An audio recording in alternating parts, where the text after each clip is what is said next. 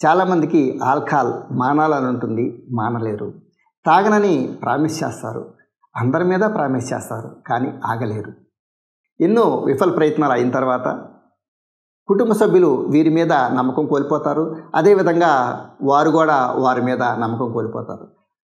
కుటుంబంలో కలహాలు వస్తున్నా, భార్యాభర్తల మధ్య గొడవలు జరుగుతున్నా, సామాజికంగా చులకనవుతున్నా, ఆర్థికంగా దెబ్బతింటున్నా, ప్రొఫెషనల్ పరంగా వెనకబడుతున్నా ఆల్కహాల్ని మానలేరు.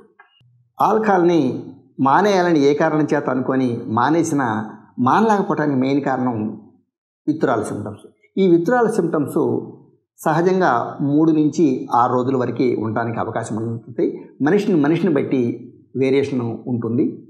మరి ఈ విత్డ్రాల్ సిమ్టమ్స్ ముఖ్యంగా ఏంటంటే నాలుక పొడారిపోవటం, తాగాలనే విపరీతమైన కోరిక, తల పట్టినట్లు ఉండటము, చిరాకు, కోపము, భయము, ఆందోళన, గుండెదడ, షివరింగ్, నిద్రపట్టకపోవటము, అనీజీగా ఉండటము, భయంగా ఉండటము, ఏదో కోల్పోయినట్టు ఉండటము, కండరాలు నొప్పులుగా అనిపించటము, చెమటలు పట్టడము, కొంతమందిలో ఫిట్స్ కనపడటము, ఇంకొంతమందిలో భయము, భ్రాంతులు ఉండటము, మరి కొంతమందిలో ఇంకొన్ని మానసిక సమస్యలు కనపడటానికి అవకాశం ఉంటుంది.